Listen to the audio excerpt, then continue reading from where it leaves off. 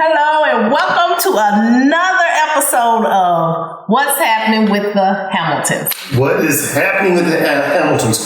We got a really good conversation for you guys today. Yes. So sit back and enjoy. It's going to be very interesting. Yeah, so I've been thinking, be honest. I mean, if you're honest, the answer is going to be yes. Have we ever used the D word, divorce, in our marriage? Yeah. You act like you had to think about it. No, I didn't have to think about it. I mean, you've used it more so than that would be true. That would be true. Than me. Because I get easily frustrated more than you do. So. Well, we think differently, and that is this. I don't just haphazardly just say stuff. If I say something, that means I'm really thinking about it. You know, so it's not like, I'm getting divorced. If I said, for me, that's what I do.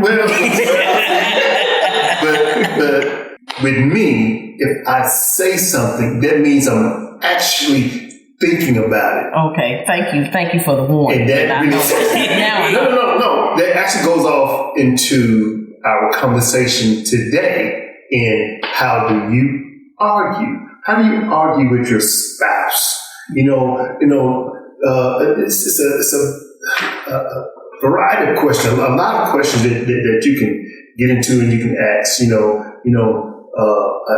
we're going to get into that. But I mean, how do you argue with your spouse? And why do you argue with your spouse? Why do you get that angry with your spouse? If I had to talk about our relationship, what do you think the major obstacle is in our relationship? I'll tell you what I think it is, and then you tell me what you think it is. We're going to get to our guests in a minute. You go first. I think it's really with us, it's just like a lack of communication sometimes.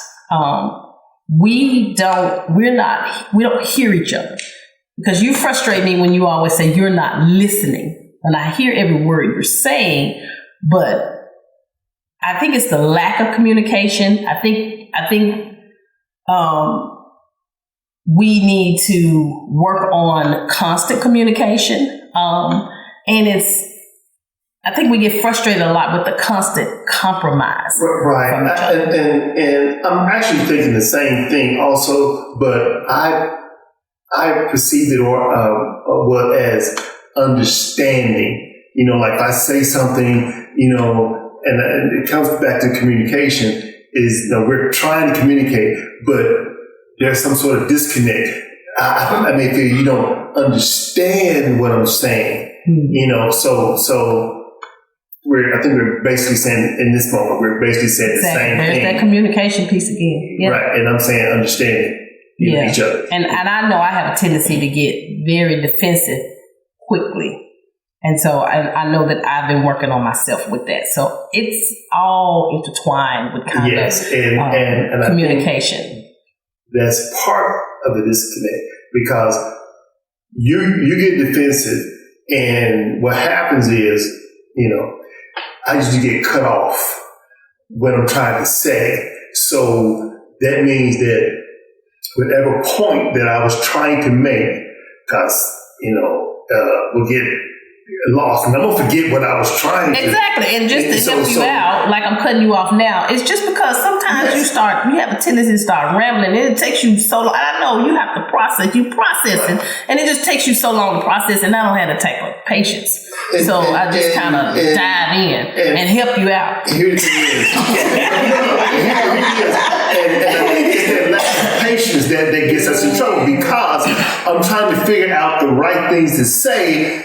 Because you mean what you said. Right, because I'm a literal person, meaning that when I say something, that's what I mean, and I want you to get the same understanding that I have. So it may tend to take a little longer, but yes. Yeah. Well, Divorce studies show that there are 2 periods during a marriage when divorce is most common. It's years 1 and 2 and years 5 and 8. Of those 2 high-risk periods, there are 2 years in particular that stand out as the most common years for divorce, which is years 7 and 8. So we're going on year 32. Our guests today just completed their first year. Yes! We want to welcome. We need to introduce them. Yes. We want to welcome our daughter, Kia, and her wonderful husband, Joshua, better known as my Joshua.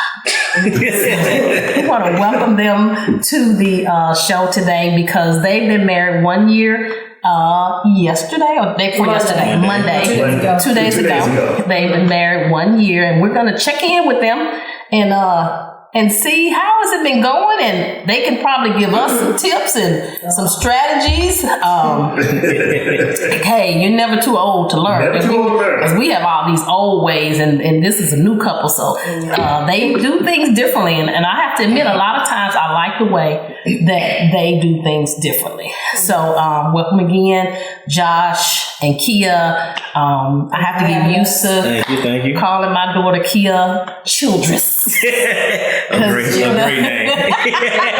She's a Childress now. She's no longer a Hamilton. It's in my name. Yeah, Still in there. Okay, so you hyphenated it. You hyphenated. So let me start off with this. Proverbs 15:1 says, "A soft answer turns away wrath, but a harsh word stirs up anger."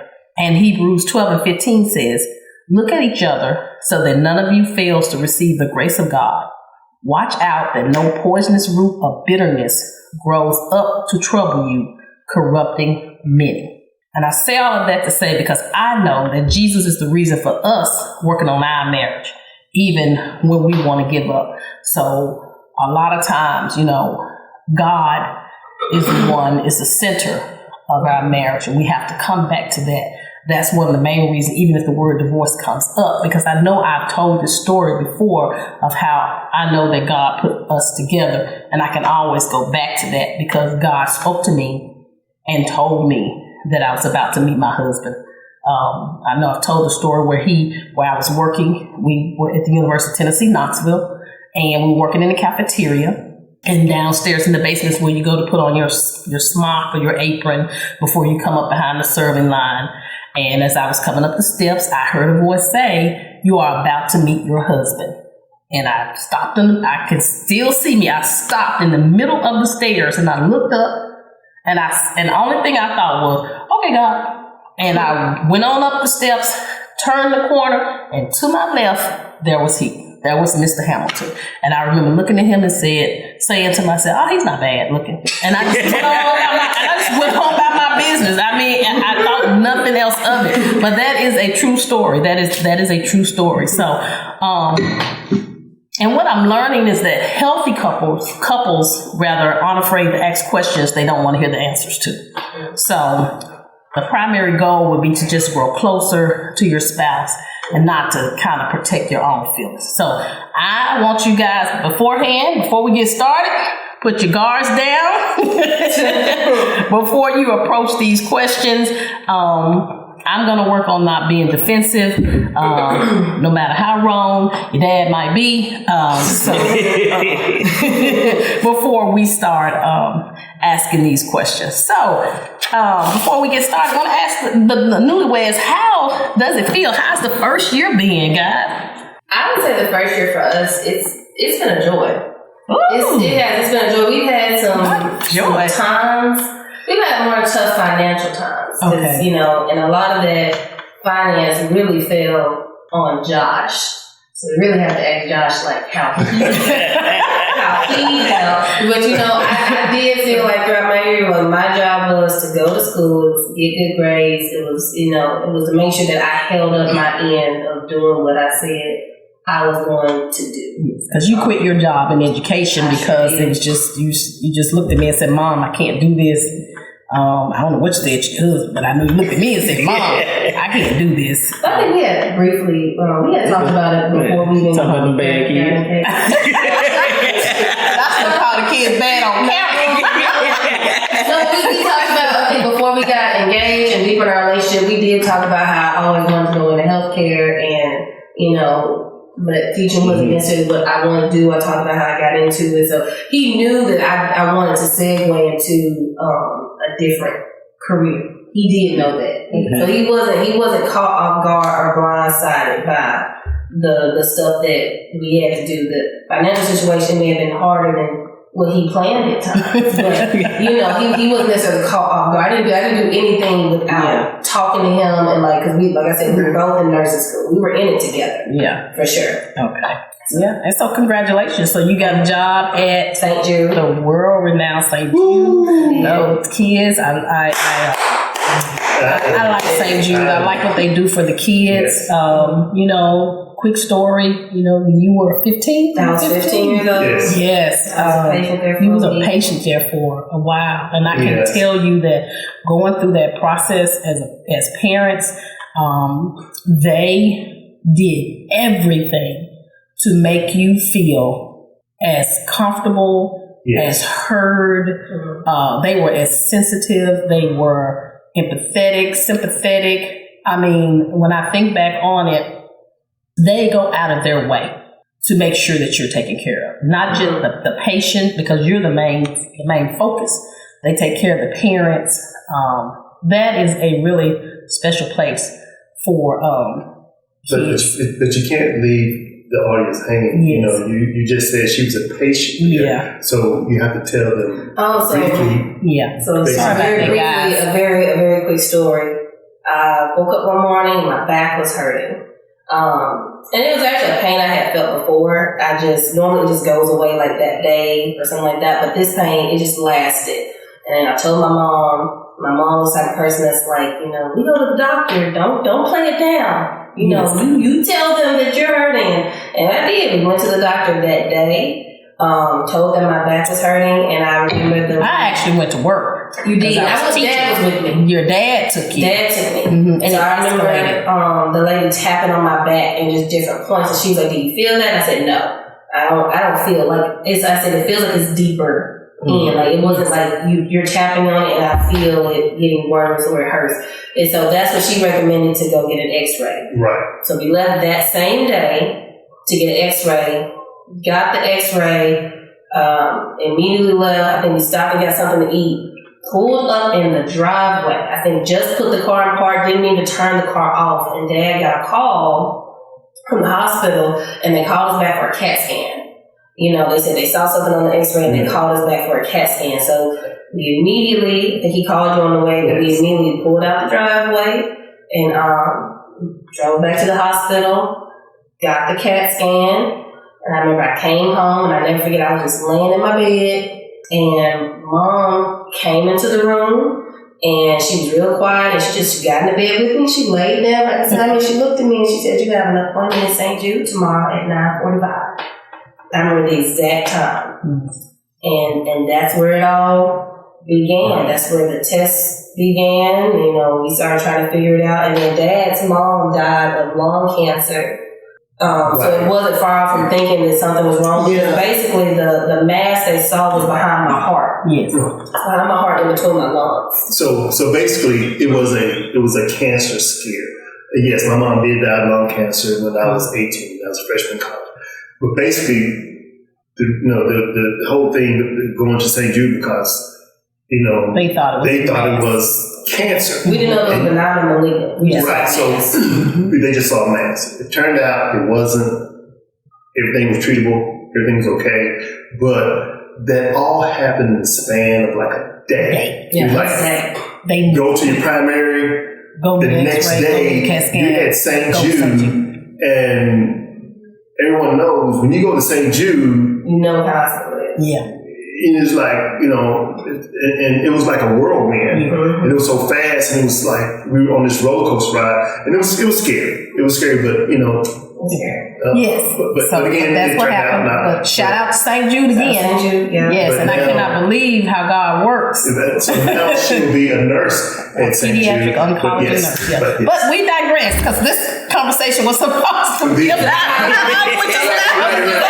Let's bring it back to where we are, and you guys were telling us how your first year. So, Josh, how do you think the first year had the first year was great. It was a little bit of a struggle, some rough times. I think for me, it was a little bit more rough than she had it, or that I portrayed in the house. Because my whole thing was I wasn't gonna just sit there and just put like a lot of burden on her, because she had to focus on school. That was the main objective. So, sometimes people when hard things are going on, people kind of put that stuff on the spouse and things like that. And it's like, she got objective she trying to focus on, a lot of stuff that she want to do with the nursing program and further her nursing career. So it wasn't my job to come home and add stress to the household. It's just my job to come home and be supportive, because she supported me. That's why he's my Joshua. It's not my job to come home and be a burden on her when she already got enough stress going on. Because I was there for the whole school process, so I knew how hard it was. Missed a lot of family stuff, sitting in the house doing schoolwork. Went to family houses and did schoolwork. So it's like planning with it, doing schoolwork. So it was a lot going on. She was already stressed enough because, of course, as the man, I didn't do a lot of the planning for the wedding. The woman does most of the planning for the wedding. The wife does, and she took on that task and had a lot of stressful situations. And all I could do was be there to support, help out, come up with ideas when she got lost, and that's pretty much what I did. Whenever she got in a little mind boggle, Josh, what should we do? And then that's when we had to sit down and talk about, okay, this is going to be this plan, that plan, that plan. And that's kind of my role, just to keep the stability going. But one thing I do know, real quick, and two things. Josh has a very, very supportive mother. I love his mother. I'm so glad to be married into this family. She's very special. So we get along well. We can't wait to become grandparents together. We've already talked about the things that we're going to do and how we're going to go out with the kids, So it's a really, a really good, a special bond. What were you going to say? I was just going to basically say, if they hadn't figured it out now, we love Josh because because Josh is such a good person, and as Kia's father, I don't believe she could have found a better man. Yeah. And I'm really, really happy for her. Yes. And his family, his brothers are the same way. Right. They look at her as their sister. But we're talking about arguing. I know. We keep getting off subject. We're talking about how to argue. Okay, so but in that time in that year, we've had. I would say we just had a lot of differences. Yeah, we had some disagreements, and things of that nature, and we had to do our best to navigate them. Let me ask you guys a quick question. When you guys were dating, and you had disagreements, because I'm sure you did when you were dating. Really? But I guess my question is, when you got married, your point of view of arguing or disagreements, did that change? Well, I mean, you practice like flat in the game. So, I didn't necessarily treat Josh differently as far as how we had disagreements. I didn't treat him differently during the dating stage versus the marriage stage. Because I'm like my dad. I'm a literal person. Yes.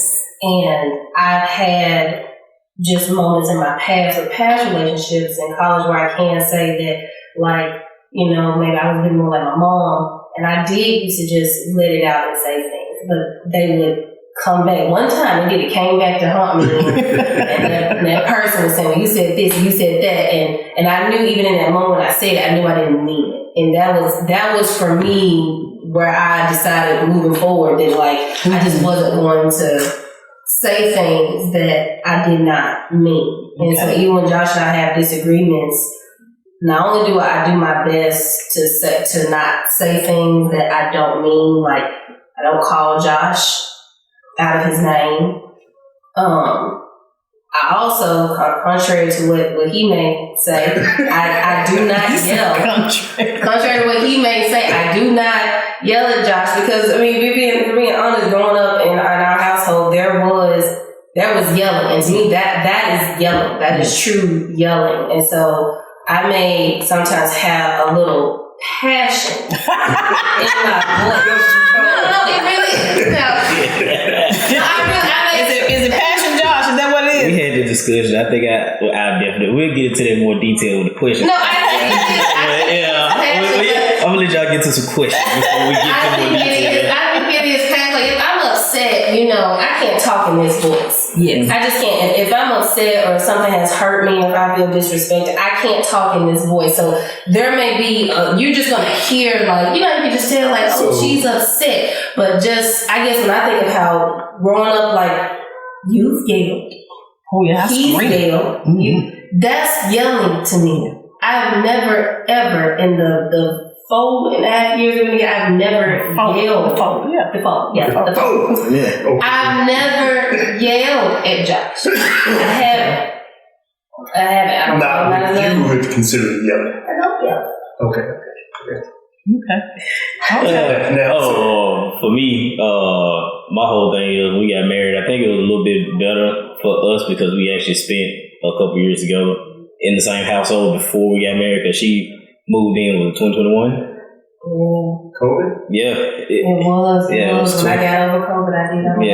She left. She had COVID. She stayed here for she stayed here 2020. Yeah. She caught COVID. I'm talking about 2021. It shut down in March. I had got COVID at the end of that year, the end of 2020. Yeah. And it got better. It went to January. Yeah. And the year got better when I was here for 10 days straight. So I've actually talked about this with a few older guys at work. They ask me all the time, how is it now that y'all married? I was like, well, for me, we've been living together already. So for us, a lot of stuff that people experience when they decide, we're not going to move in until we get married, which that's everybody's decision. Everybody makes their own decision. For us, we decided to go and move in together beforehand. And I think it helped us out a lot going into marriage because there was a lot of stuff that we was able to figure out, he does this, she does that, he don't like this, she don't like that, this annoys her, this annoys him. Things like, we can't fix everything, but we were able to compromise on a lot of stuff to where it's like, okay, this is not a big deal, or I need to say something about this. This is a big deal. But the thing that amazes me is that in this year of 2024, with you guys' ages, you're 29, you're 31, you guys still just have a different perspective. Whereas Dad and I, we were married in 1992, so that, do the math, go back, to how old we are. There was, growing up in my household, there was yelling. And I guess I unconsciously continued the cycle. And I don't think we even thought of having a conversation about how to argue, setting boundaries, setting, having some strategies. I think the only thing that we do, if the other person wants to talk, you have to be present, and not present as whereas you're listening. You have to make yourself available to just let the other person kind of get it out. Yeah. But we even had to learn how to do that because, and I think the rules, because I guess the question would be for you guys is, do you have rules in how you are? You have boundaries boundaries. Like you said, you don't call him out of his name, and actually that's a self-imposed rule that you can, and actually that's something that I have myself. It's, what that we say down because we don't self-imposed and like you, before you, but anyway, I never called your mother anything, bad or whatever. I never called her out of name. That's just me, and I try to, everything I say, I try to mean what I say.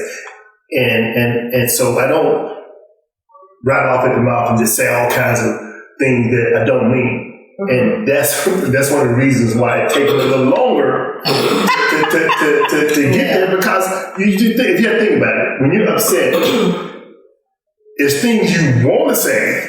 Absolutely. That you should realize you shouldn't say because it's not going to help the situation if, Well, let me clarify. I don't call you out of your name either. Right. What I will do is I'll go on a barrage of cuss words and I may, say I don't cuss. You don't cuss until I cuss enough for you, and then you may get mad, and then you may say a cuss word. Something, it's just, oh my God.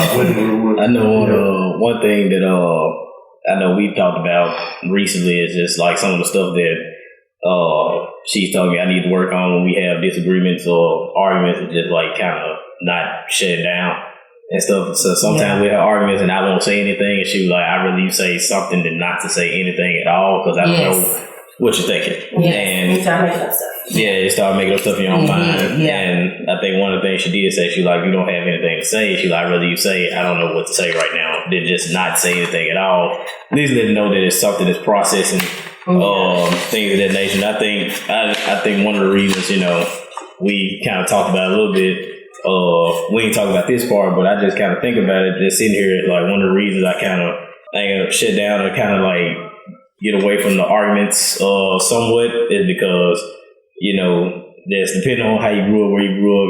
Arguments tend to lead to other stuff depending on where you grew up, and sometimes you just try to figure out ways to kind of avoid the yelling and the going back and forth. And you're trying to think about what you're gonna say, and when you haven't done a lot of like arguments and things of that nature, like I've had debates and things, but it's different when you debating with somebody that you really care about versus debating with some random person on the street. Right. Because she's heard me have conversations with some of my employees at work. Then they'll say something, I come right back up, and she was like, I don't know how you think of stuff like this so fast. And it's a real calm comeback, but it comes right back up. Versus when I'm talking to her, it's like I want to be a little bit more different in my delivery that I'm giving you versus delivery that I'm giving her. Because I've told her all the time, I've had employees like cuss me out at work, and my first thing, we ain't gonna start cussing. This is not what we're gonna do.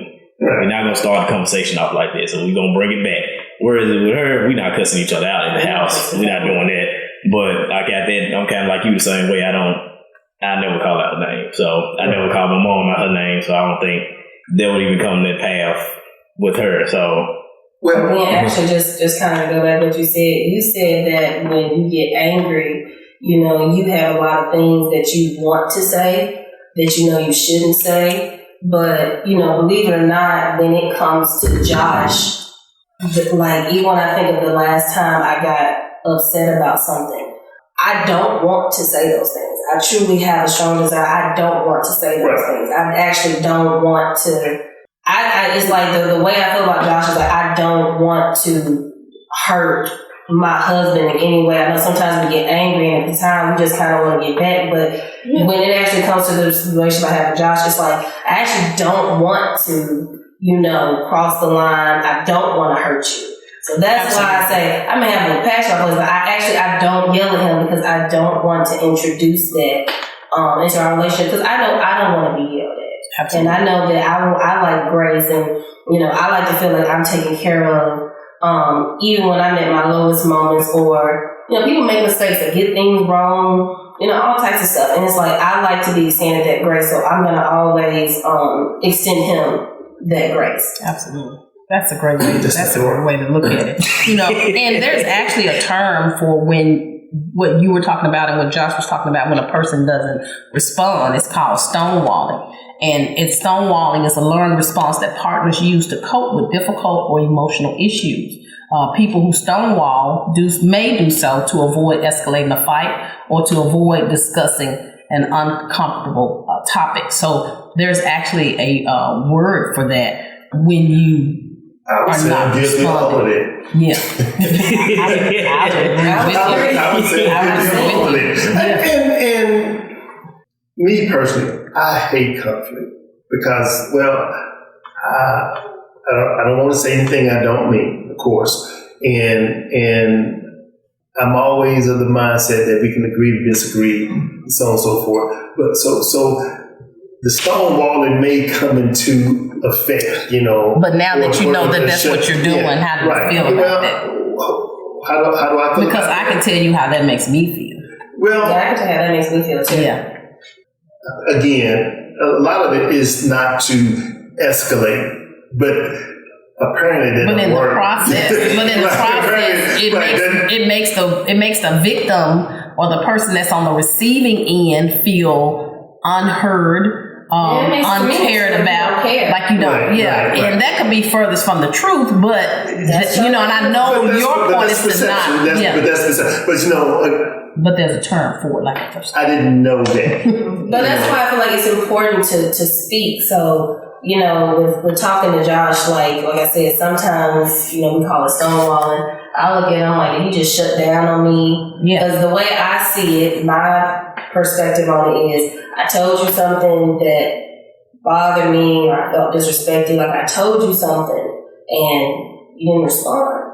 So what, for me, in my mind, it kind of says, like, you don't care. And, like, you know, I'm an introverted person, and, like, you know, I'm a very tight-knit. Pause. Somebody's not to do it. Talking about how Stonewall makes you feel. Yeah, well, talking about how it makes me feel. And I was just saying with Stonewalling, like, it makes me feel like you don't care and that you're not listening. And, like, I've always been an introvert and just a person that has a tight-knit group of friends. And everybody knows, like, you know, I go hard for my tight-knit group. So, I'm of, this is just my mindset and how my mind works. I don't do a lot for, I'm not going to argue with someone I don't care for. Right. Just for at the end of the argument to be like, well, forget you too. But then what were we arguing for? If we were going to, you know, disagree and go our separate ways. And so I only argue, I don't like conflict, but I'm only going to argue if I'm trying to salvage the relationship. If I'm trying to salvage, or if I want to fix something, that's what I'm going to argue. But if I'm just like, you know what, whatever we're done, then I really don't care. I meant that. I really don't care, and we're really not going to talk about it, because at the end of the day, it's forget you and forget me. So that's how I feel when it comes to stonewalling. When I express myself, and you don't say anything, even something as simple as, I need a moment. Mm-hmm. I just need a moment to process. I need a moment to think. I just think that as we get older, like, that's the maturity that I look for in all of my friendships and relationships. Just something to say, you know, that you're still here with me. Because what I have to do, and I think I told Josh, is what I have to do is I have to go in my mind, and I have to give you the benefit of the doubt. I have to tell myself that this person cares about me. The relationship is just as important to him as it is to me. That's not who he is. Like, I have to go and I have to fight all those thoughts of how stonewalling makes me feel. So basically, it's that communication piece that Mom alluded to earlier. Absolutely. Yes. Absolutely. And all of that. And that's just how she said, she hit the nail on the head. You're guilty of doing that a lot over the years. And you may see it as, I'm just trying to avoid conflict. But what it really does is it amplifies those. Thank you. That's the word I was looking for. Yeah. It amplifies those feelings, and then it causes resentment and bitterness and angry. And, you know, because like I said, you and I didn't grow up or come into this marriage thinking about these things. This is us growing in this marriage. We've had some drop down, you know, fights. I'll tell you, the other day, Kia and I were shopping. And we have trauma around money. We really do. We have trauma around money, because for you, everything is expensive. It could be a pair of socks, $6. It could be a cup of coffee, $3. Or it could be, hey, I want to buy this, and I'm just gonna say a TV, $1,500. It doesn't matter what it is. Everything is amplified. And when we were driving, and you called, and I forget what we were talking about. We were talking about some money. You had taken some money out of the account, transferred some money or something like that. And then I was upset because I just pay for the stuff. I know you'll give the money back, or I can go in the account and get the money or whatever, but you'll get this set of money. And I'm like, why do you need that much money? Because you pay for nothing. When we go to the restaurant, if I don't say, take your wallet out, you're not going to take your wallet out. If I don't, say, hey, you're buying this, or we go up to the counter, you don't know this, but you'll walk away. Well, you do that. That is true. I'm not denying any of that. Why do you think that is? Because eventually, no matter how it turns out, I'm going to be the one that pay for it. And what did I tell you? What did I say in the car? You said, well, Mom, why are you yelling? You immediately went to yelling about it. And I said, because I only want to yell about it one time, because he's eventually going to pay for it. But no. But I don't like that. Okay, say your mom goes to the counter and she pays for it. What account does it come out of? At that particular time, mine. But when it comes back around to it, I'm going to pay for it. It means that money, whatever, I'm going to pay for it. We have two separate accounts right now. I don't think of it, and maybe because, my first check don't come to me in July. Everything's been together anyway. But the way I think of it is, and you even said this, at the end of the day, we're a unit and we're all together. So regardless of who account it comes out of, we live in this house together. So if I can't pay something, I'm coming to you. If you can't pay something, you're going to her. So to me, it's all in one big pie anyway. But the thing that is, and this is just point of view, and that is this. No matter, she look at it, pay for this, pay for this. I look at it as, when it comes full circle, I'm going to pay for it. Credit card gets put to the max. But I got to hear the story behind how all that happened. Because you forget. What I'm saying is, eventually, while you were walking away. And I may walk away. That bill gonna come. But y'all, I guess to me, y'all argue about it. When I told her, I was like, you got angry so quick. And then she got angry. And then you got angry. And then y'all were just angry. And it was just like, why are they so angry? Because like I told Mom, it's like, I may not know all your financial situations, but I joked with her. I said, you act like you don't know where your next meal coming from. and I joked, I said, we just left Hobby Lobby. You spent $100-something. That don't sound like somebody that should be. Why are we arguing? Take this back. and that's really what's going on. We take this back. Like y'all argue like we don't have a life get back. And y'all just making bad decisions. Like y'all argue like, what are we gonna do? It's like y'all over here living. Y'all responsible and acting like y'all not. It's not that big of a deal to me. Actually, that's how I'm looking at it. It's like you're acting like this is not gonna get paid. Well, for me, for me, it's the trauma of having to come to you, because I'm going to hear this lecture about how we don't need to be buying this, we don't need to be buying that, but you see me buying this, and you see me doing all this, and you're benefiting from it, and you're not, and then later you'll be like, we really need to. Well, can I segue into that a little bit? Because I think we had a little bit of this conversation one time. So a little bit of this conversation, I want to start this off by people saying I lived a great, prosperous childhood. By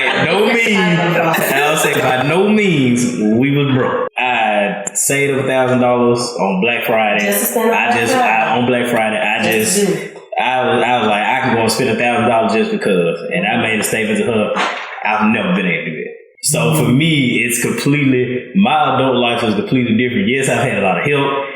My mom and my dad have helped me extremely. Like, I don't ask my dad for a lot, but whenever I go to him and I need money and I say, hey, Dad, I need help with this, he does not hesitate. He'll give it to me. I ask my mom for most stuff, but if I really need something and I'm backed up, I ask my dad and he'll help me out. But growing up, like, I told her when I first moved in my first apartment, like, my mom had to sit me down because I had got backed up on credit card bills. I mean, one time my internet went out. I was sitting at the house, finna play the game.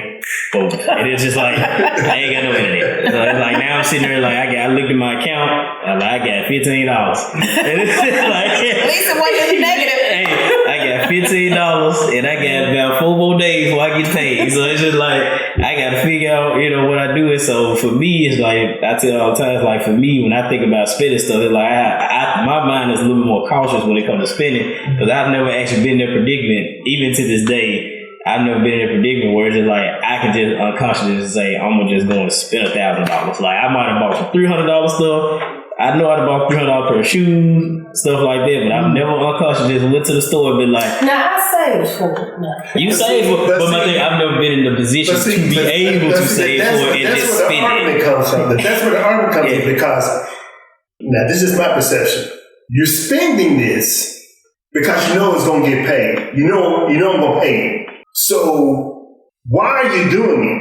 Yes, I'm enjoying all the whatever. But the reason why, you know I'm going to come back. You know I'm going to say, well, we should really get a hold on this. We really shouldn't do this, that, and other. You know, but you're doing these things. Don't do it. See, that's just unfair. That's not how that works. Because let me tell you what you do. Well, what if y'all had like a conversation about it before you did it? We don't have conversation. Let me tell you. That's why I say they don't do well talking about money. We don't. We have trauma around money in general. If it's something that they plan, that they know, but here's the but when it comes time to yes, but because he's heartbroken. Like he'll just watch me spend and then when I come back with this bill and say, hey, this is what I need, he's like, you should see the expression on his face. I get that. But you didn't have the expression on my face is when you say something's going to cost $5,000, they end up costing $10,000. That's not true. That's not necessarily true. That's why I see it. Prime example, and then we're going to move forward. Prime example, even with the house getting paid, people came over. Gave estimates, 3 different people. She told him all about, he was there, he met the people. He knew the house was getting paid, he knew. This wasn't, he knew. And when it all came down to it, of them decide, okay, this is who we gonna go, we keep this is what person A, B, and C said this, let's go with this person. So how we go? So you gonna pay that? Mama said the deposit, so how you got it? And when he left, I told him, he acted like he was shocked. Like he didn't parade of folk in here. You met them. Okay. Why you did the dollar sign here? But what is always the result? But still, you get done. But that's what she's around that. It's like, you give her trouble, and every time I talk to you about it, even when we discuss it, it's like, why are you reacting that way? You knew we had to get the house painted. We discussed getting the house painted. We picked out the paint estimates. I did all the work. We talked about the estimates. We went with the best estimate, and you still were shocked. Like you. I tried to help you. I can't help It wasn't that I was shocked. In the grand scheme of things, I realized that things we do are things we have to do. And I'm always, from day one, been willing and able to take care of all that. Yeah, but you're explaining that now. No, but in this calm setting. Let me be upset that I got to spend all this money. How about that? That is not how you argue. You know what? This is supposed to be about how you argue. So you're telling me, so this is the ground. So are we setting ground rules? No. What I'm saying is, I'm going, just like you told Keith one time. Keith is our oldest son. Just like you told Keith once. Yes, I'm going to yell. Yes, I'm going to cuss. But I'm going to take care of it.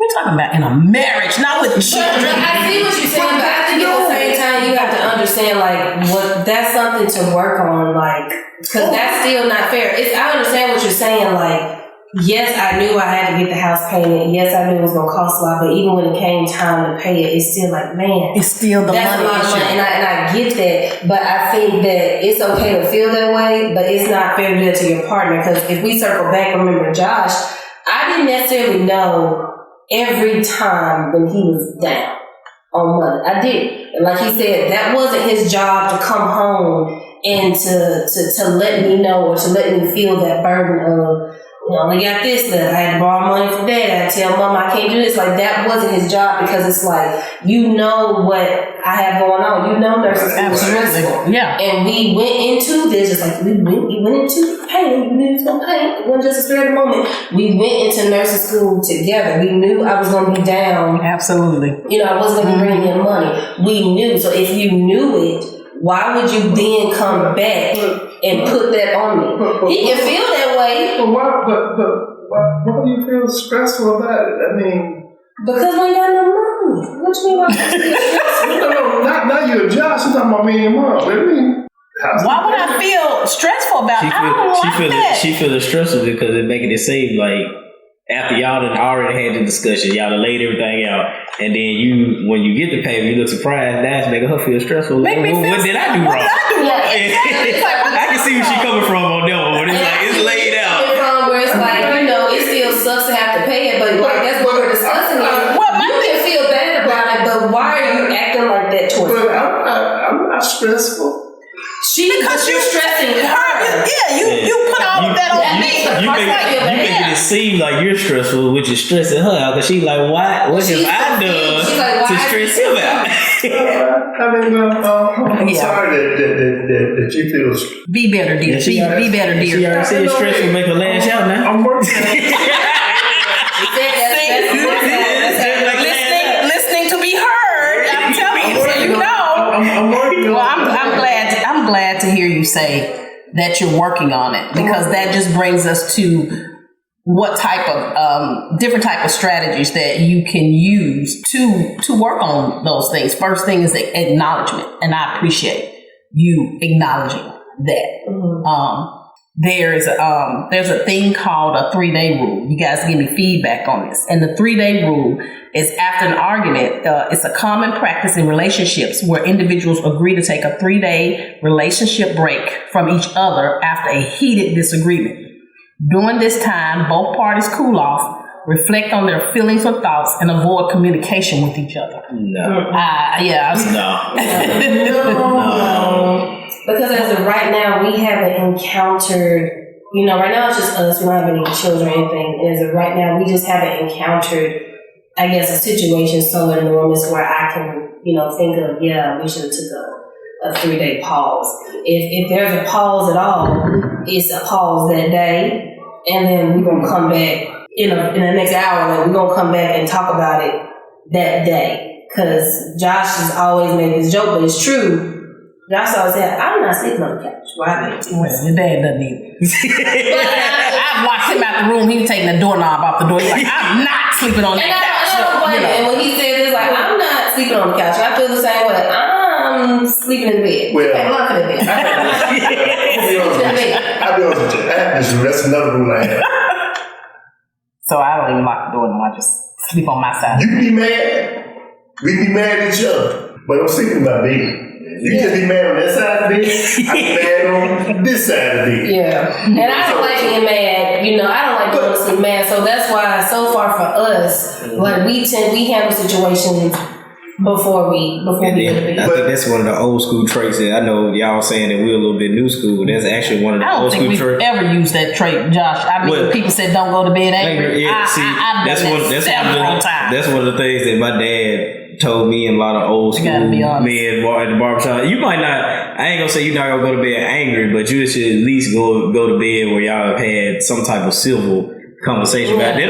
Just because you have a conversation 32 years, I don't think we've done that either. Well, I just feel like you have a conversation. That don't mean you go get over it immediately. Right. Nothing's ever getting over like that. Like you still gonna be in your mind. You still gonna have your thoughts about it, but y'all at least came to a common understanding. So you want to come to a common understanding. So the ground rule is to come to a common understanding before you go to sleep. That's why I said we haven't encountered a situation so big that it's like it had to go to the next day. Like the things that we've encountered, like you said, even if you still have like some raw feelings about it, we still resolved them. Like you probably just felt uncomfortable. Did you resolve them, or did you just get to a stop point? No, we actually resolved them. We don't get to a stopping point. I will say this: whenever me and your mom argue about something, whenever we argue, when it's over, it's it's like if we have an argument about something, we agree that we're gonna do this or this. It's usually over at that point. I'm not saying you still don't feel, a little whatever, but we don't let that get in the way of anything else. We kind of, just, let that dissipate, let them feelings dissipate, and we're just going to move forward and, live, Yeah, I will say that. I guess another one of our unspoken ground rules that we've done. We don't get so angry. After 32 years of marriage, 6 years of dating, so that's 38. Mm-hmm. I've never gotten so angry, or he's never gotten so angry, where we will do crazy stuff like shut each other out of the bank account. just. And the reason why, and this just, again, no matter how mad you get at your spouse or whatever, you still got to be paid. Still got to be paid. You still got to go to work. Yes. You still got to... Life still going on. Life still going on. You got to remember that you got to keep life. And you don't do anything that's so detrimental to the marriage that now you got to go back and fix that because you got so mad that now we got, crazy stuff like that. So we do have a mutual respect for... Right. Everything I was doing before. Yeah. I'm gonna do it. I'm gonna do it. I'm not gonna get mad like he's responsible for the house note. He's not gonna get mad and say I'm not paying the house, and I'm not gonna get mad and say I'm not paying the light bill, or I'm not gonna pay the internet bill or whatever. We're still gonna take care of our responsibilities, whatever has. There's been time we have been angry, and I would tell him, hey, that bill due. I need the $250. Yeah, and he'll say, okay, we'll just take it out of my account. And the reason why we have two different accounts because your dad he swiped his debit card for everything. I can't keep up with $1.20. I can't keep up with all this. So if you're wondering why we got two separate accounts, that's we actually have three. And you need those. Bill account and two personal accounts. And two personal accounts, absolutely. So and that's just and I use my personal account for little stuff. Yes.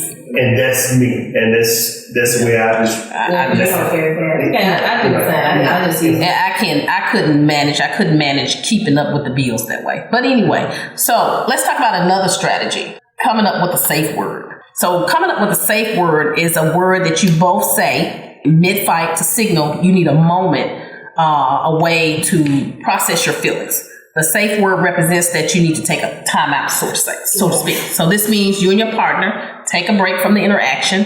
It's not abandonment, so that you two can avoid saying things that you will regret, which is quite the difference from stonewall. So what do you think about coming up with the safe word? Do you guys have a safe word? We personally do not have a safe word, but like I've explained to Josh, I think anger is a form of energy. That's why, to me, you want to just get it out. You yell, you do things of that nature. So to keep me in check, to keep me from doing those things, as earlier I said, I actually don't want to get back or hurt my husband. I take that energy and I go for a walk. And I actually tell him, hey, I actually will ask him, because the first time I did it, I just left the house and I just went for a walk. And when I came back, he said he did not like that. He didn't like that I just left the house. And so, although I'm an adult and I'm going to leave this house to go walk because I'm that upset, I actually do ask him. The last time I asked him, I said, you mind if I go take a walk real quick? I'll be back. And he said, yeah, because he knows that that's what I need. So by the time I come back from the walk, I'm spending energy.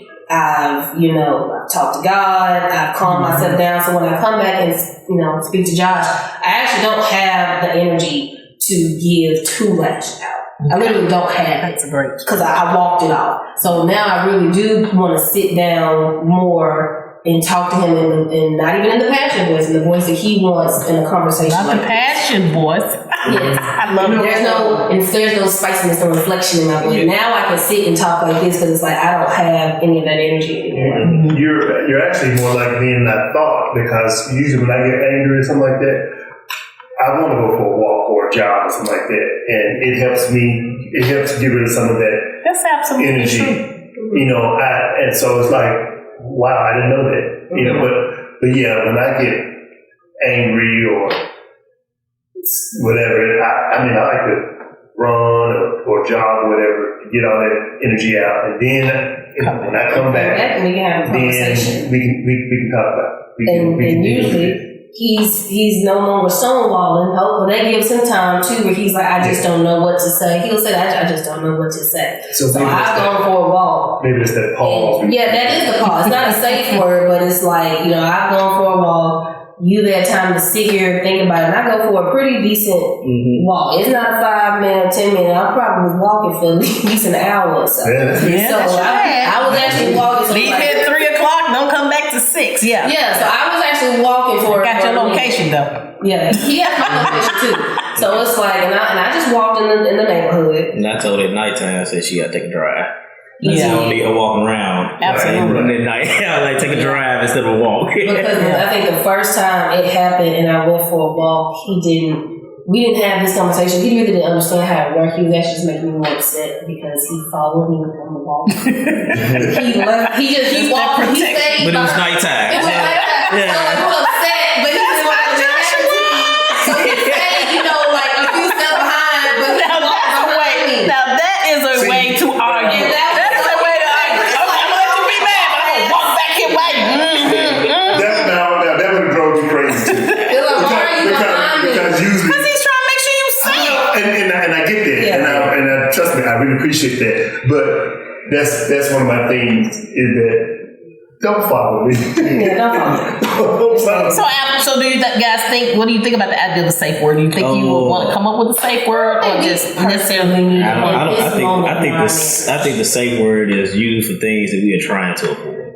So she's doing the walk to avoid the yelling and the loud confrontation. I think the safe word sometimes you most times see people use the safe word, and I know this is not for our relationship, but you see people use the safe word when they start to get the yelling.